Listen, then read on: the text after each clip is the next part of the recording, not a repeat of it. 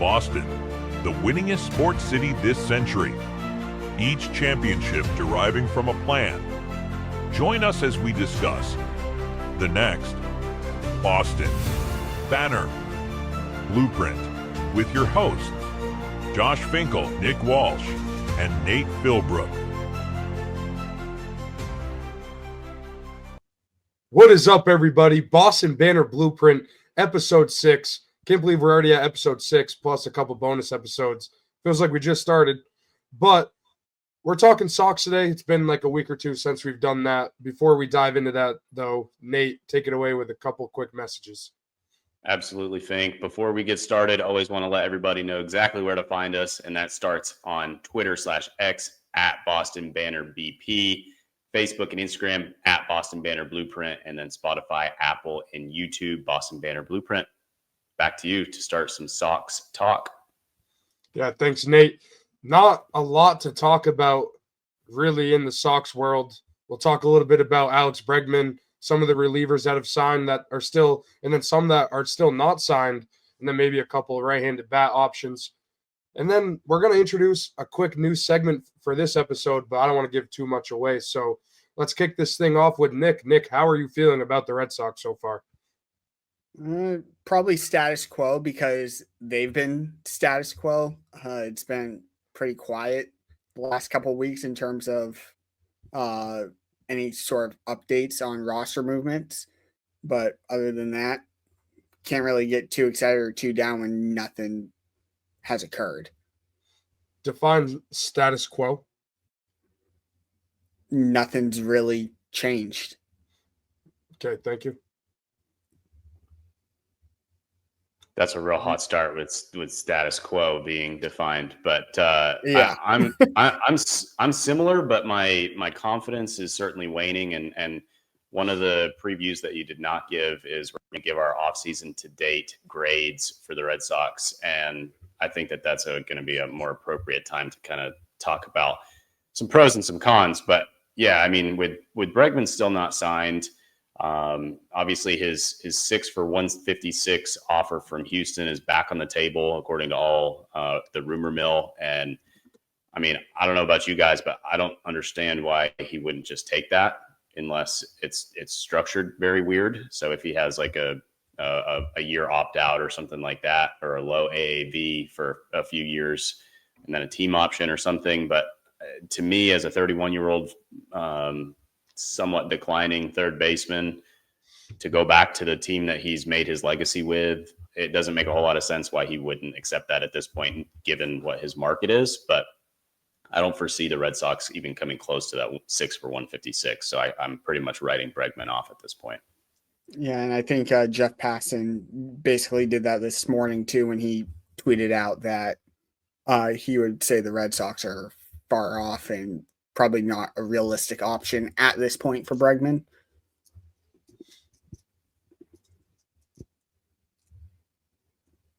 Yeah, I mean, for me, I'm excited. I'm excited for the season. I'm excited for spring training, pitchers and catchers. Obviously, it's been 3 years of them saying all these things that they're going to spend money, do this, do that. It hasn't happened. I thought it was going to happen this offseason. It didn't. I mean, we got the Crochet trade, but that high wore off pretty quickly, it felt, because like we obviously needed more. We still need more. We're not probably going to get more. Maybe it's Randal Grichuk, which we'll touch on later, which don't even get me started. But I'm excited. I just want to see the Red Sox play baseball because either way, we still get to watch what we love. It's the Red Sox playing ball. So that's where I stand. I mean, I don't want to sound like a broken record, always saying that they need to spend all the money. Bregman's more than out there to go get. He kind of wants to be here. Like, we're just a broken record at this point, and that's where I stand. I just want to see them play baseball. I want to see the new look big three make an impact at the big league level this year. And then I think Passan said it this morning too, that they're looking like 2026 is going to be very scary for the Red Sox. So we've been looking forward for the future. I know it sucks, but that's reality. And I think that's kind of how we have to handle it. Now we kind of just have to, like Nick, you've said it a few times, I'm not going to believe they're going to do anything until they do it. That's where I am. So I'm just ready to watch them play baseball. Yeah, and you touched on where they've been saying for 3 years that they were going to do something. And I think that's the issue. They're their own worst enemy. Like if they would have told us, hey, we got this young group of guys that are coming up through, they are our future. They're our foundation. They're going to be our core for the next decade. Fine. Baseball America just came out today and said the Red Sox to date have the second best farm system in the league. After compared to trading where they two were top 50 guys. after trading the 2 top 50 guys for Crochet, where 5 years ago when you traded Mookie Betts, your top prospect in the 2 top prospects in the system were Bobby Dahlbeck and I'm blanking on his name. Michael Chavis. Michael Chavis. Thank you. The ice horse. Exactly. I was about to say Christian Arroyo, and I knew that wasn't correct. But basically They the look same alike. caliber of play. They look alike. Yeah. But so if they would have sold us on, hey, we're going to build this through the farm system, we would all be a lot different mood right now because that plan has worked. The issue is last year, we're going to go full throttle.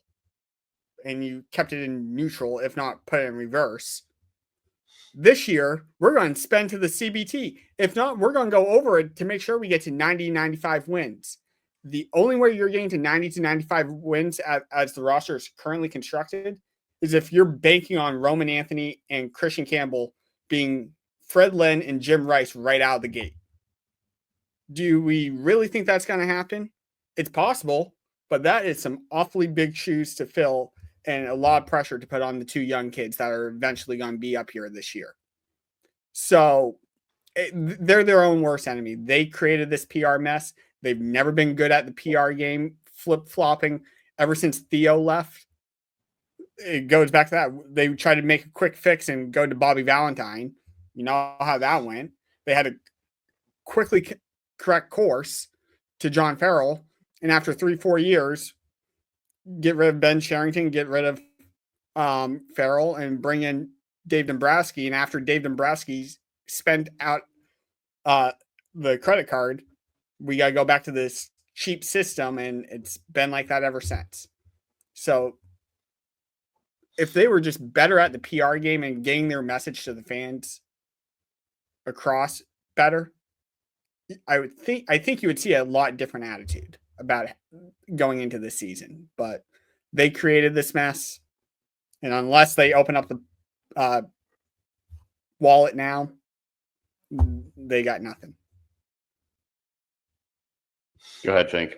One thing I would add is that they don't need Campbell and Anthony to be Fred Lynn and Jim Rice. They just need those 2 to be themselves. They've been themselves. That's why they've risen through the ranks so quickly, because they've been themselves.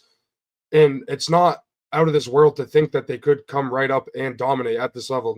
Maybe not dominate, but be more than above average player. Look at how quickly Rutschman adjusted, Jackson Holiday, Jackson Churio. All these guys have come up and made an impact. Ellie, obviously, some of them are out of this world talents, and like that's what they're expected to do. But talking about Roman Anthony, the number 1 hitting prospect in baseball, you don't just get that title and people think like there's a chance he's going to stink. Obviously, it's prospects. He could be a bust, but like we see it very commonly now in baseball. These young guys come up, make a name for themselves early. Obviously, the Jackson Holiday example doesn't look great, but that was kind of a different situation. They kind of rushed him a little bit quicker than the other guys, and that might have been because of how quickly Rutschman and Nate. Yeah, I was going to kind of course correct on that Jackson Holidays. I think that is not the example that we're looking for. And a couple of other examples that I think that is the fear of putting too much on these guys too soon is like a Spencer Torkelson out in Detroit. You know, that was a guy that was coming out of ASU that he was absolutely raking in his hit power or his hit grade coming up through the minors was a quote unquote can't miss bat at the major league level. And obviously they're finding ways to get him out of the lineup at this point with moving Colt Keith to first base and signing Gleyber Torres. And so you have other examples out there that, to your point, rushing these guys through the system does them no justice, and it takes a while to adjust. And so I think that, to Nick's point of setting expectations, is the number 1 downfall of this team right now. Is if you look at the beginning of this offseason, or really even the beginning of last offseason, when we thought this massive change was going to come after the Chaim Bloom era and into the Craig Breslow era, we thought this massive change was going to come of he was going to start being able to balance the play for today versus play for tomorrow. And we just haven't seen that in any way, shape, or form. And they haven't spoken to that. Last year, to Nick's point, it was full throttle. This year, it was, we were going to get, we were in the Juan Soto deal, or we were in the sweepstakes for the Juan Soto deal. And while nobody expected to, Fink, that is terrible audio. Yeah, sorry. It's Wow. right next to my mic. Sorry. I quickly realized, so I stopped, but it was too late. Sorry.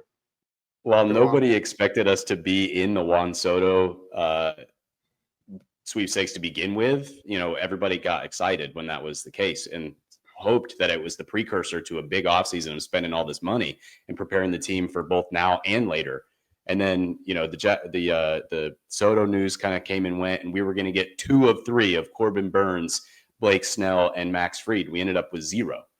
So setting expectations and then having the offseason unfold the way that it has just continued to kind of cement the point that we can't believe a single word out of these out of the ownership's mouths until they actually prove it. And so I don't know whose finger went up first, but whoever go next. I was first. I was also like 5 minutes ago, but I'll be nice. Nick, you can go. I was going to say, in terms of we're going to get 2 of the 3 and we're going after Soto.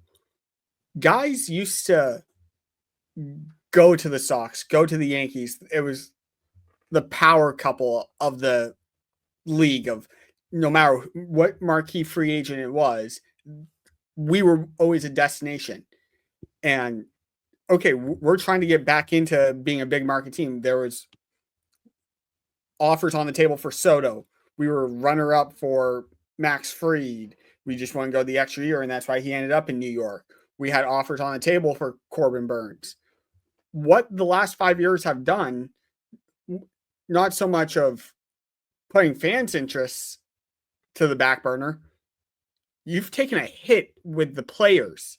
You don't have the brand anymore of being the Red Sox, about being this big high market team that's going to basically put everything on the table to win. Agents don't believe it. Players don't believe it. So you basically got to pay a suck tax now. You've sucked so bad for so long. You don't have to worry about the Massachusetts state tax for the millionaires anymore. You got to worry about paying the suck tax even more. And for an owner that doesn't really want to spend in John Henry, making him spend even more is not a recipe for success. To Nick's point, so they set these unrealistic expectations as if they're the only team competing for these players. And so you have a lifetime to build a positive business. And that's what it always comes back to, is this is a business. And so you have a lifetime of building a positive business reputation that takes a day to ruin. And all of these times that they've come up second because they aren't willing to go the extra mile to get their guy, it is building bad reputation after bad reputation with these agents and these players. And to your point, it's not the destination that any of these players are choosing to go to. You're not going to get the hometown discount anymore because it's the big bad Boston Red Sox.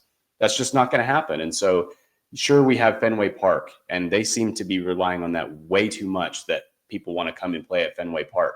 But you play at Fenway Park, you have some of the most passionate fans that aren't even selling out Fenway Park anymore because of the team that you keep putting out there. And so when I'm talking about being entertained as a fan and putting superstars in the field, I don't care what the bottom dollar is. I want them to go out and I want them to get the guy that's going to put butts in seats.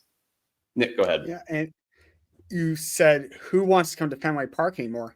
I can tell you, opposing fan bases, they outnumber Red Sox fans on any sort of weekend home series. Mets fans overtake it. Tampa Bay Rays fans overtake it. Detroit Tiger fans overtake it. Why? Because Fenway Park is only a destination as a tourist spot right now, not for home fans, not for players. It's discouraging at this point. And to go back to expectations, Craig Breslow said earlier in the offseason that it's time to get uncomfortable. What's been comfy about? Yeah. We all watched that Netflix documentary about the 03-04 Sox that came out earlier in the offseason. And so much has changed since then. Just seeing the stark contrast where they finally, back then, what got them to compete was they went dollar for dollar with the Yankees. They didn't care how much they want to spend. And you want to see an example of going uncomfortable. Theo basically going against industry standards and basically pulling Kevin Millar out of Japan and pissing all the other executives off around the league because he broke an unwritten rule. That's getting uncomfortable. That's doing what you got to do to win, to get players into your organization. Right now, there's no creativity. There's no money being spent. What are we doing here? So I have a couple things. One, to answer why we can't sell out Fenway Park, I know this guy, he's got a podcast and he lives about 10 minutes from Fenway and he doesn't go to the games. Nick, do you know that guy I'm talking about? Yeah, I do. And I went to 2-3 games last year, but why am I going to pay 2004 Boston Red Sox ticket prices when they're going to spend like the 1999 Tampa Bay Rays? You'd almost wish that was 2004 prices. Right. But my second point, though, they're top 5, top 3 ticket price in all Major League Baseball, and they're like bottom 10 in putting revenue into on-field talent. It's like, you want to act like the Tampa Bay Rays? Charge Tampa Bay prices, and I'll go to more games. But you just can't. Yeah, and then another thing, as a Breslow believer, I think he did get uncomfortable. We said it on, I think, our first or second Sox pod when trading 2 top 10 prospects. That's all I'm saying. That's all I'm saying. He got uncomfortable for a moment. That's all I'm trying to say. That's it. That's not to say that he hasn't made good moves. I mean, I think everybody can look at the Tyler O'Neill deal from last year and say we absolutely stole him from the Cardinals. I mean, as of earlier this week, right? Yeah, as of this week, they cut the other guy, and so they literally sent Tyler O'Neill away, who was the second best hitter in baseball against left-handed pitching last year, away for legitimately nothing to the Major League roster. And so it's not saying that he hasn't done good moves. He hasn't done anything to improve the on-field play in a way that makes people entertained and interested in this team, other than being pissed off like us. In fairness to Breslow, he was still like the 12th guy.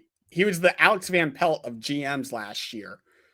So I don't put it all on Breslow. I think Breslow was supposed to be here as like a prodigy in training.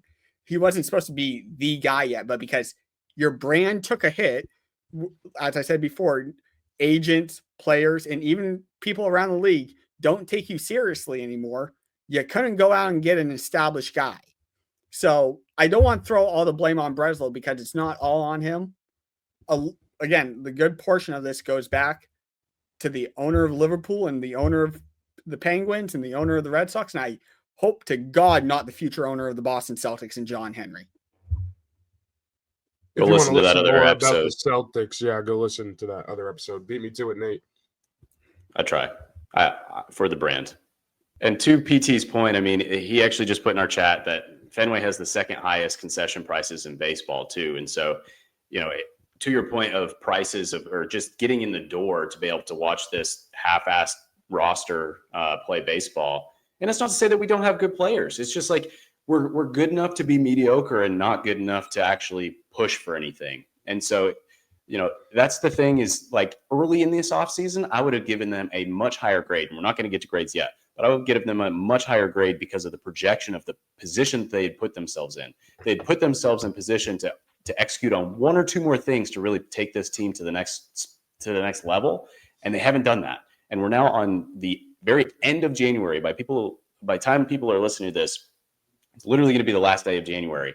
And we haven't done a damn thing since the turn of the calendar. And that is absolutely malpractice at this point when looking at some of the other deals that are being signed. Either A, we're missing something and there's another shoe to drop, or we just don't know what the hell we're doing. But I have a question. I have a question for you guys, because we started this conversation on bringing Bregman in. And so let's say tomorrow the news comes out that Alex Bregman is is a Boston Red Sox.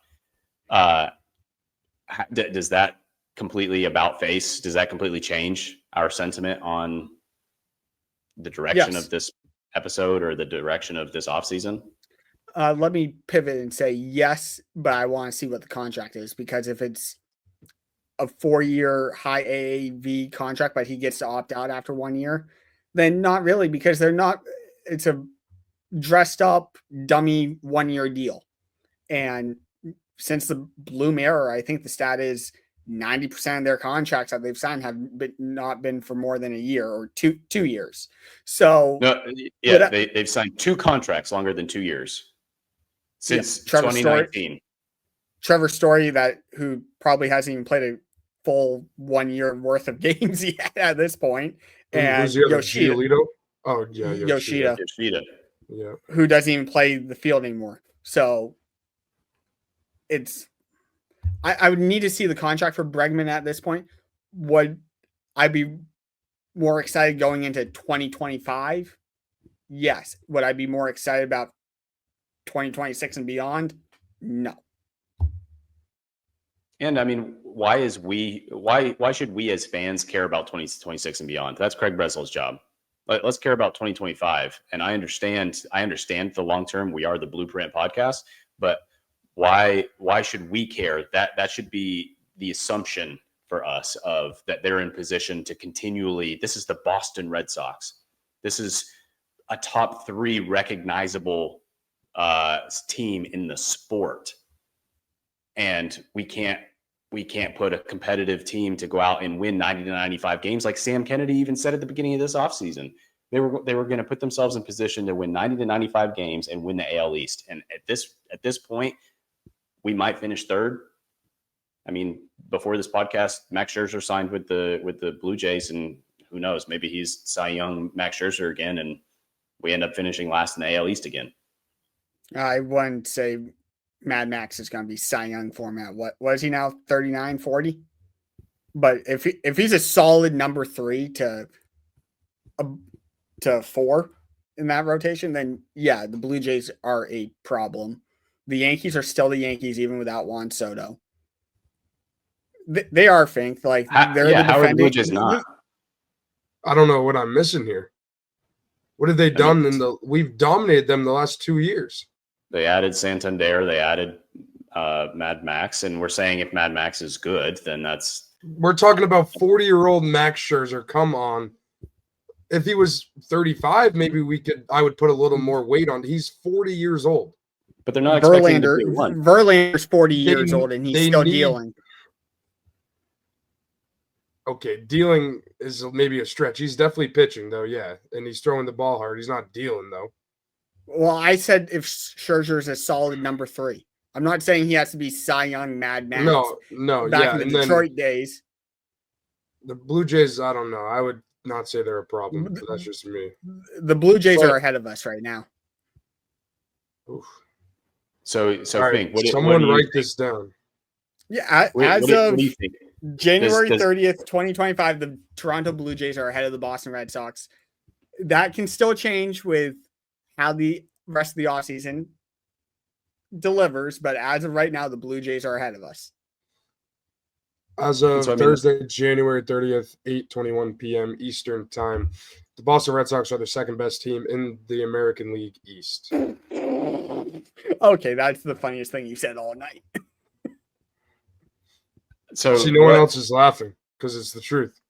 What roster moves at this point in the offseason would be impactful enough to make a difference? Yep, the silence is deafening because the moves are nil. Yeah. If you're talking about free agent signings, the only one is Bregman at this point.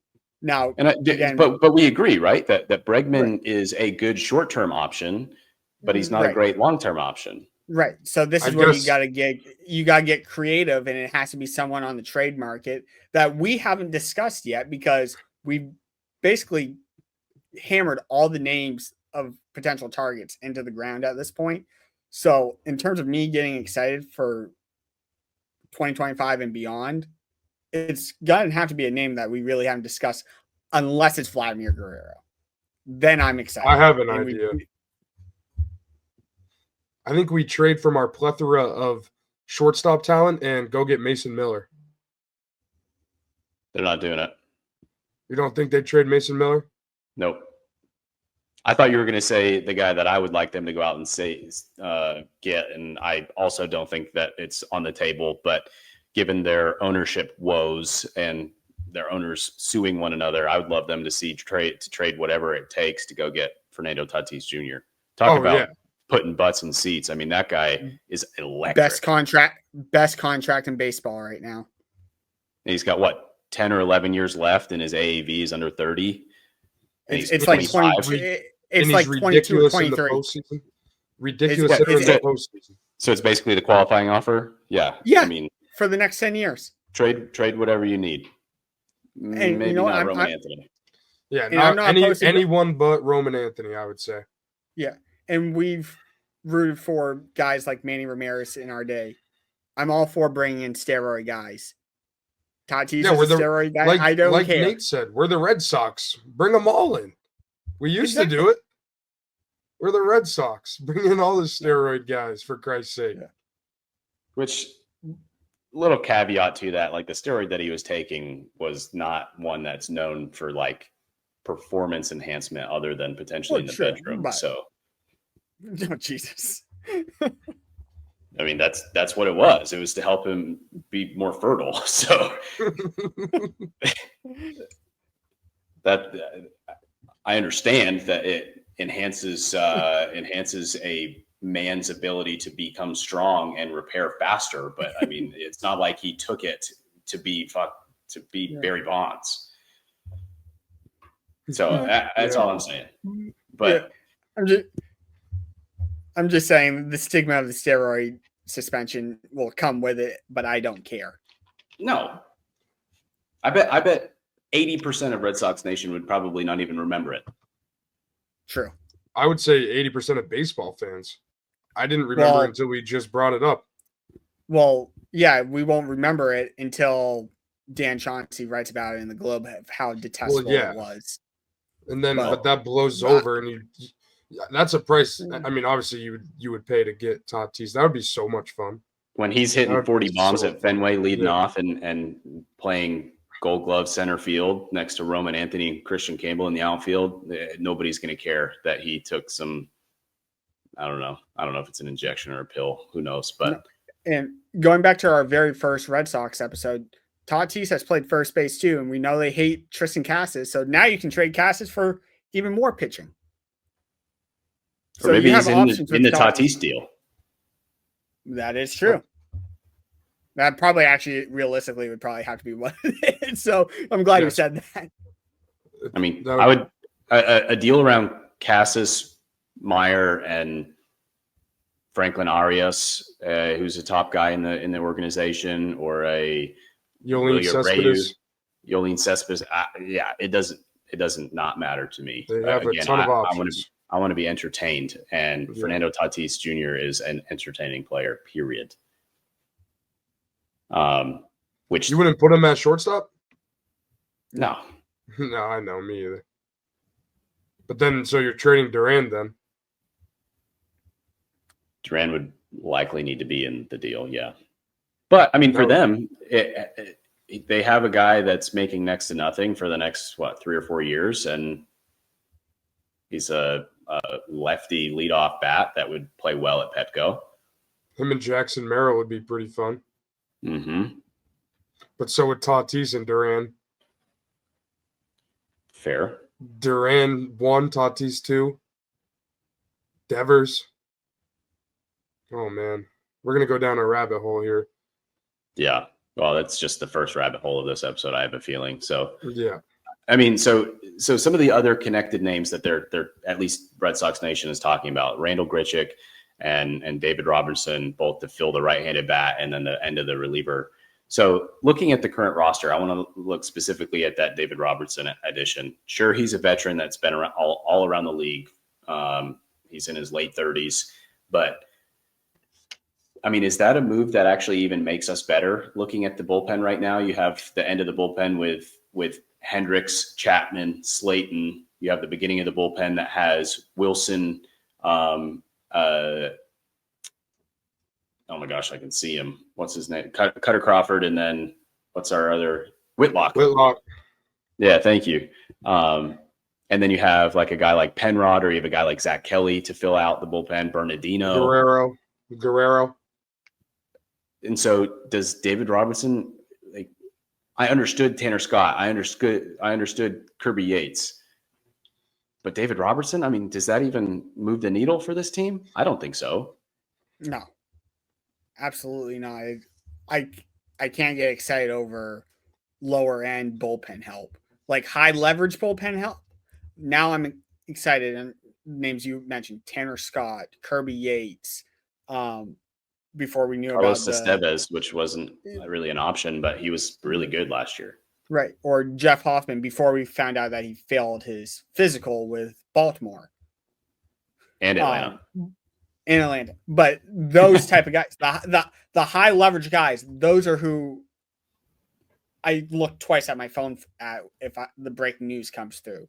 Not David Robinson. And that's no offense to David Robinson. It's just where he is at in his career, the role that he would be playing on the team. It just doesn't move the needle at all for me. I believe he's 38, right?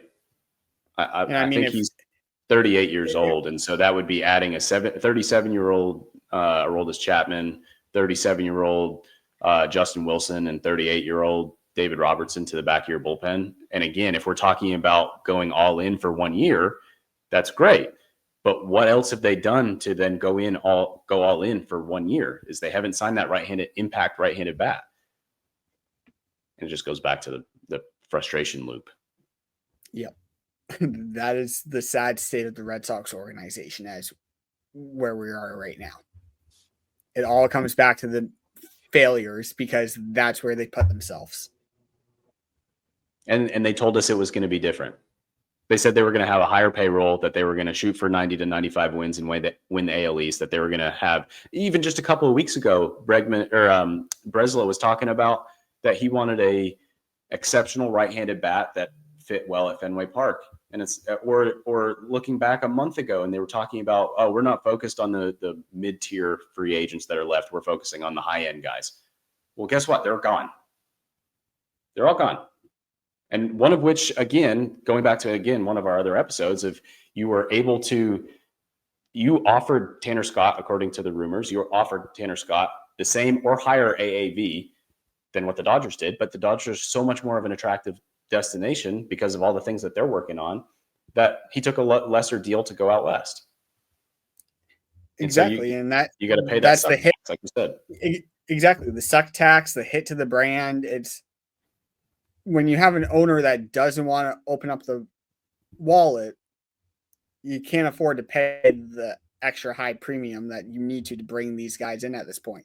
Now, if you are always spending like you had been, yeah, maybe you get a hometown discount because players from the outside looking in know that you're serious.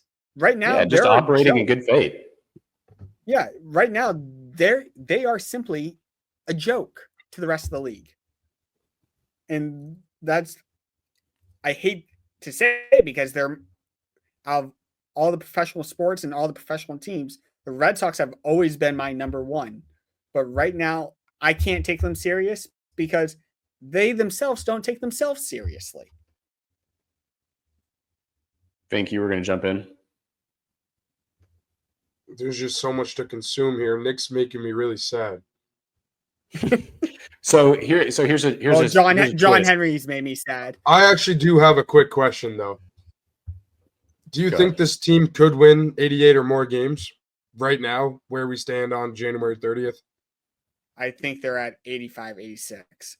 They could So get you to don't- 88 You They- think they they're could get only to 5 wins better than last year? Yeah, right now they could get to 88 or 90 if everything breaks their way. And I mean everything. No long-standing injuries. They go on a run. Campbell and Anthony come up and exceed all expectations. You need everything to break your way to get to 88 to 90. Right now, I think they're roughly around 85, 86 if I had.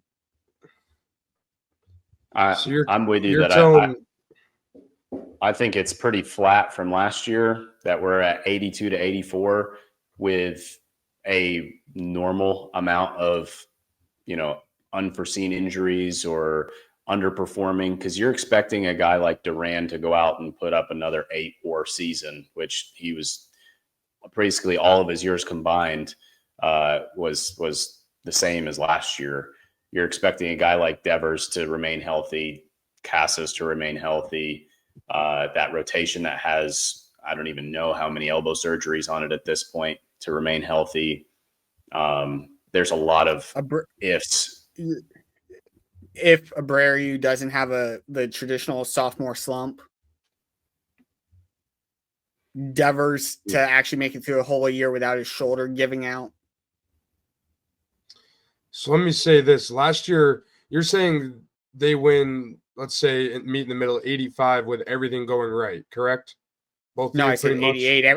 I said 80. No, I'm saying right now meet they're in at the middle. 85. Okay, but let's just everyone meet in the middle. You saying everything has to go right for them to win 85 or more games? Yes or no? Yep.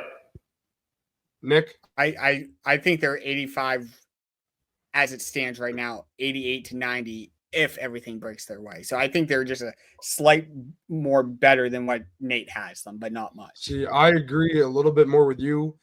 I disagree with you, Nate, because look at everything that went wrong last year. Everybody got hurt, literally everybody. If that happens again this year, then the Red Sox might just need to rebrand and get out of Boston and just restart. But I can't see that happening. It's a much improved pitching staff. The bullpen probably, hopefully better. I mean, how could it be better? You lose Kenley, you lose Chris Martin, the staples. Chris Martin was hurt a lot. I think he had 2 or 3 different IL stints last year. He also was not even close to what he was his first year. And then Kenley, just getting him out of here is great. He didn't want to be here. He once he knew they were out of it, he didn't want to pitch for this team. He went home. He was at Dodgers games cheering for them. Kenley didn't want to be here. So losing Chris Martin does suck. Yes. Who's closing? Is that what your question?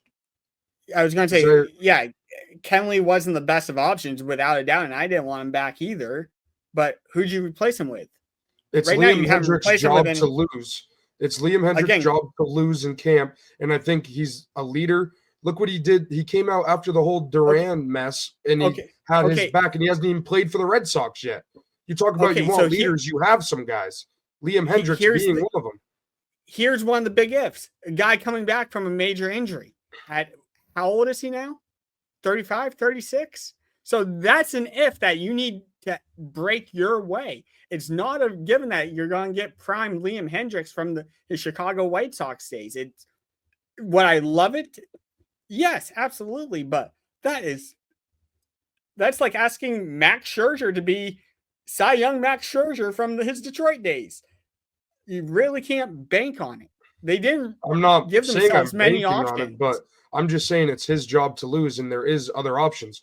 Luis Guerrero, might I add, he's I think 23, small sample size last year. I think 9.2 innings, struck out 11, didn't walk many, didn't give up many hits. Obviously, small sample size, and he throws 101. You also have Slayton, really good curveball. He throws hard. You have options. Chapman, he can come close some games if you need until you can find someone that can really be that consistent closer, and Chapman can be more of that 7-8 inning role. But I think you have options, and there's paths they can go. But right now, it's Liam Hendriks' job to lose. And he looked fine in the minors. Obviously, they didn't rush him up because he didn't need to. He was still throwing 97. Curveball was fine. So your solution to the bullpen right now to start is closer by committee. No, that's not my solution. I'm saying it's Liam Hendriks' job to lose. And if he does lose it, you have options. And if you wanted to go by committee early in the year, You could, because there is going to be a lot of unknowns on this team. You're not going to be playing your best baseball right out of spring training. I hope they're not, because if they do, they're going to suck at the end of the year. You have to figure things out by the end of the year to play your best brand of baseball. So they're going to do these things. We know Cora. We know what he does. So could it be a committee? Maybe. But I do think it's Liam Hendriks, and I'm not banking on him being all-star Liam Hendriks by any means. But we saw Kenley come in here with a shot lower back and still be a pretty good closer. And if Matt Barnes can do it for half a year and be an all-star, I think Liam Hendriks can come back and do it. So Finkel, let me ask you first, of lineup, did he better or worse right now? Better. I'm assuming that's because you're assuming that Christian Campbell and Roman Anthony are upgrades from what we had last year. Like not even that. Valdez at second, or like even Grisham would be an upgrade at second base. A Grisham with a full camp. I've gone on a rant about Grisham before.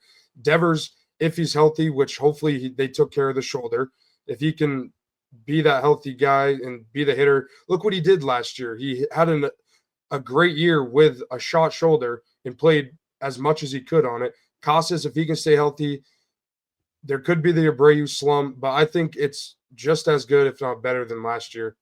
Also adding the experience.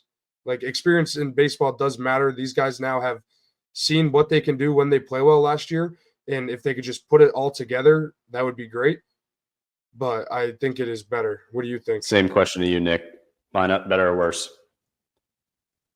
Well, you got to assume health. I can't assume health. You got guys in that lineup that traditionally can't stay healthy. But Story. The question is right now, is the lineup better? That's the I question, can't give you. I can't give you an answer because I don't know if these guys are healthy. You do know they're all healthy. They're all healthy. Well, you know that. Trevor Story was healthy for 2 series last year. And yes, that was a fluke injury. So it was, but how many fluke injuries does this guy get? Like, some guys are just injury prone. So I'm not going to give them any sort of solidified anything right now of that lineup because I just don't know. They haven't earned that right. They haven't earned that right. The question is right now, though. You know everyone's healthy. We haven't played baseball. The question is right now, is the lineup better than last year? So assuming you can answer that. So assuming the starting 9 turn into Cal Ripken Jr. and don't miss a single game or a single inning. That's not the question. That's not the question. Well, the best ability is availability, and if they're not on the field, I can't say that's still not the question. If that was the question, you're not wrong. What you're saying is not wrong, but that's just not the question.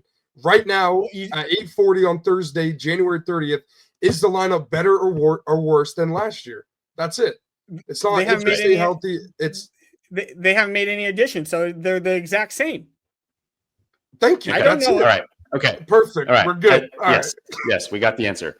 I think we all agree that the rotation is better, yeah? Yes. It's significantly deeper. Yes. Fink, bullpen, better or worse? Better. Okay. I actually don't know. Maybe right now I would say the same. Okay. So if I'm hearing you correctly, then you say lineup is better, rotation's better, and the bullpen could be about the same. But I think if things, I'm not going to say this because I'll be Nick. So we're saying right now, I say, yeah, that's my answers.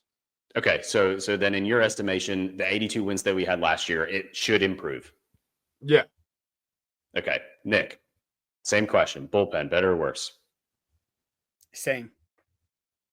Okay. So you're same for the lineups, improved for the rotation, and same for the bullpen. So you would expect, so if I'm hearing you correctly, then your best case scenario 88 to 90 wins is really kind of a pie in the sky type idea. I would disagree with that though. With Nate's take there. I said everything needed to break right to get to 88 to 90. So it's best case scenario. I think with the deeper rotation, you get at least 3 wins out of that. That's why from 82 to 8, I put them at around 85. Now, I will say with the rotation being deeper, if you want to make the argument better rotation equals better bullpen because you're not putting the stress on the arms as early on in the year that you had to, I will buy that argument. And I could say the bullpen's better simply because the rotation got better. But that's a roundabout way of just giving them a cop out of how they spent on the bullpen. Well, and pushing guys like Cutter Crawford and Garrett Whitlock to the bullpen inherently makes them better, right?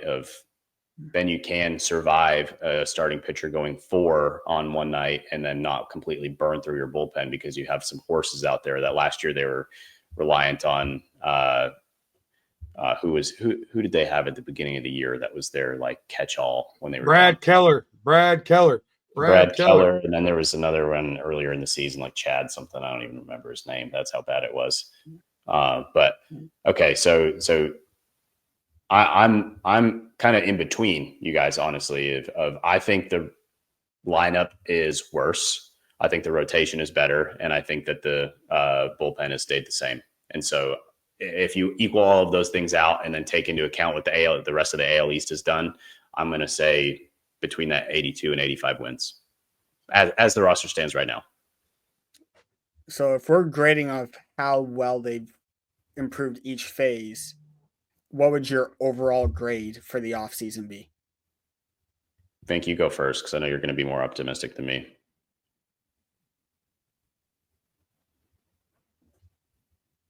C plus minus. Minus. C minus. No, C plus minus minus. What the hell is that? I'm going to need an explanation on that one. It's almost an F. Just a little bit above it. So it's pretty much a C minus. Just put a plus and then 2 minus signs.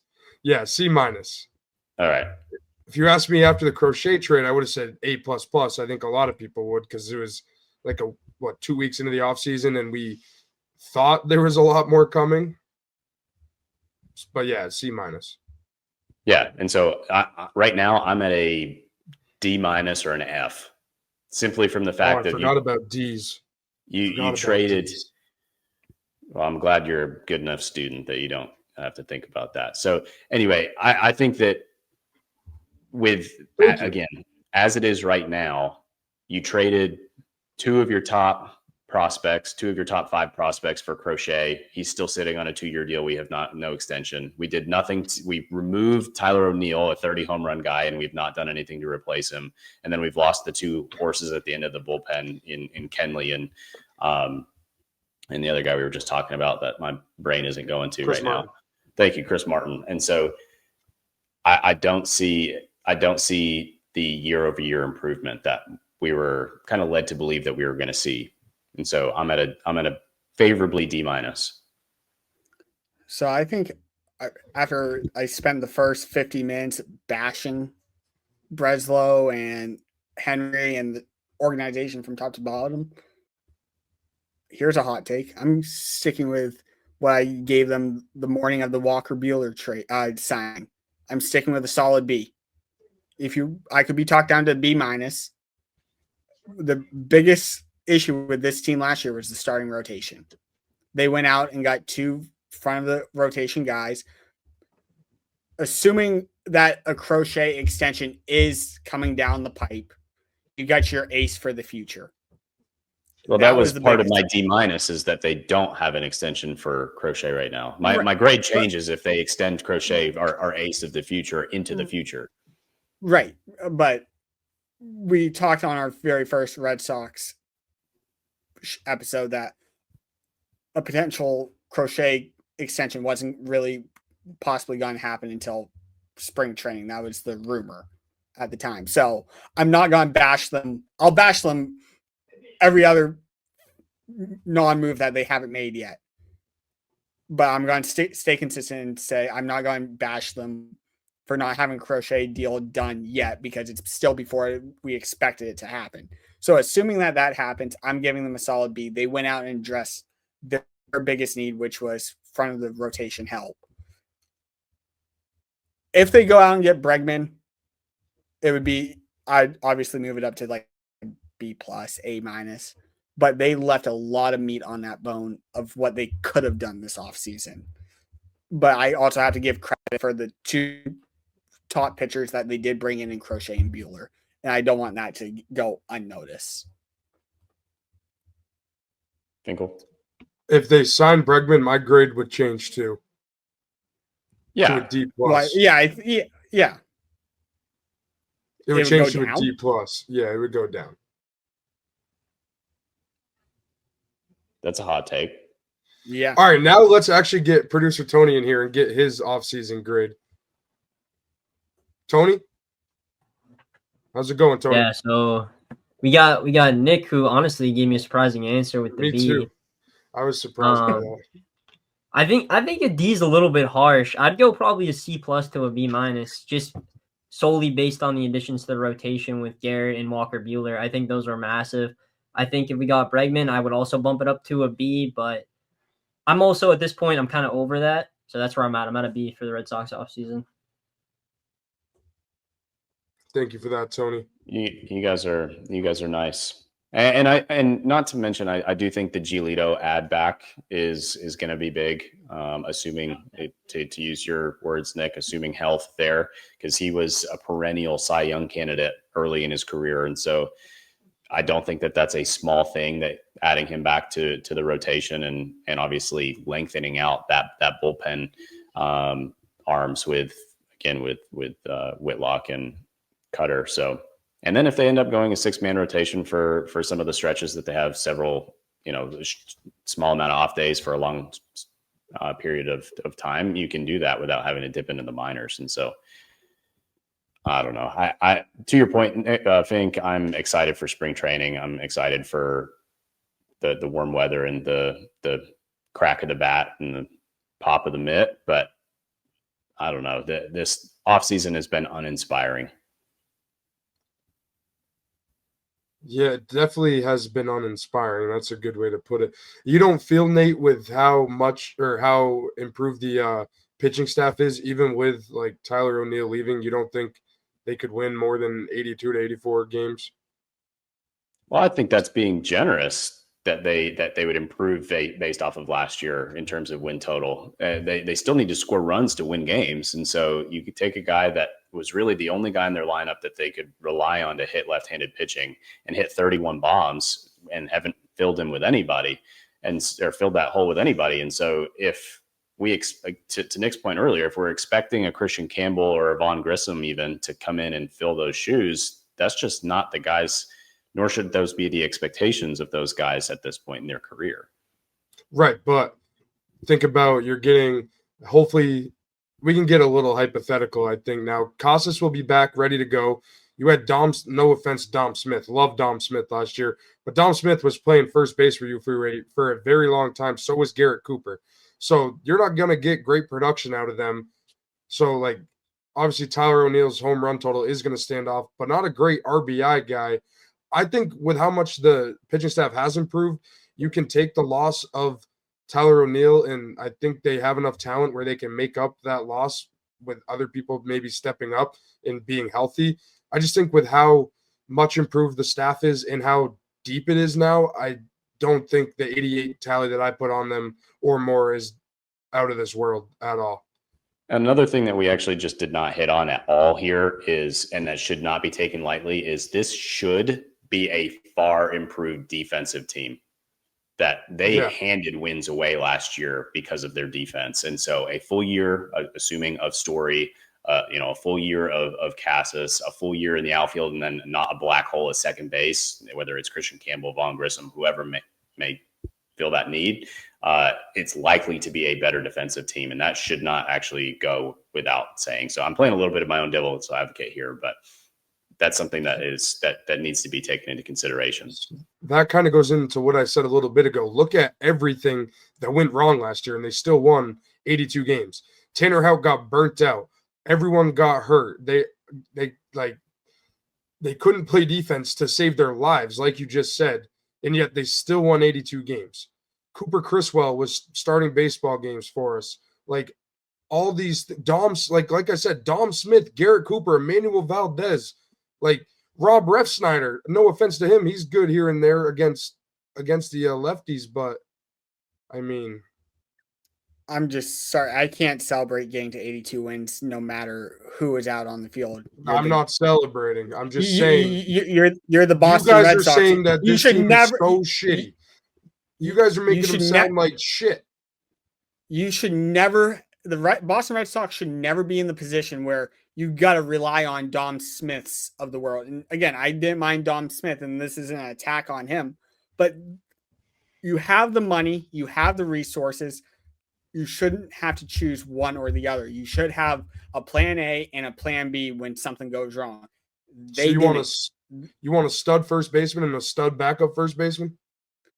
I want them to have options. I don't want them to rely if a player goes down to deal with a Dom Smith of the world. They should have some sort of pipeline. They should have a blueprint of what goes wrong, what they can go to.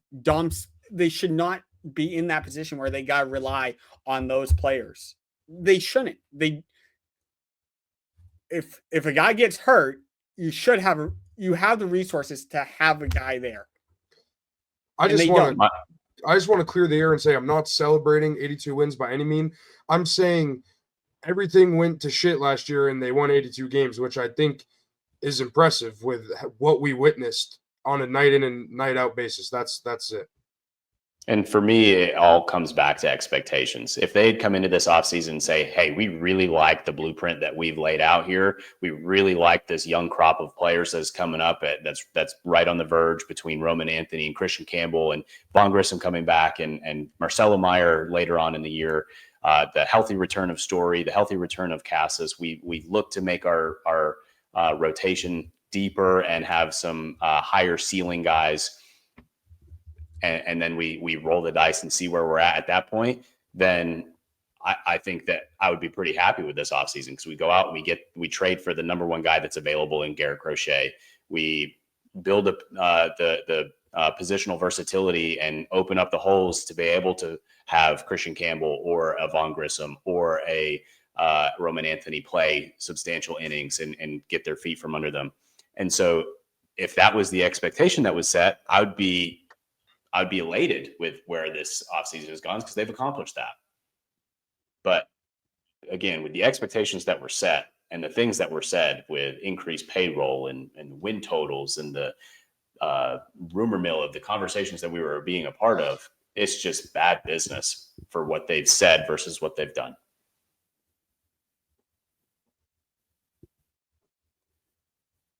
So I know that we kind of teased something at the beginning of the show that I think we're going to do in another show because we don't want to go too overboard here. And this newsless week has kind of taken us in a direction, certainly gotten some things off our chest during this episode. So that's to say the least.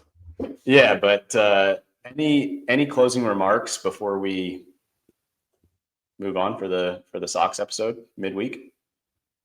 I think we've gotten all of our, like you said, everything that we need to get off our chest, we got off, and it was a good venting session. I know you have a trivia question that you kind of want to ask the listeners. That is right.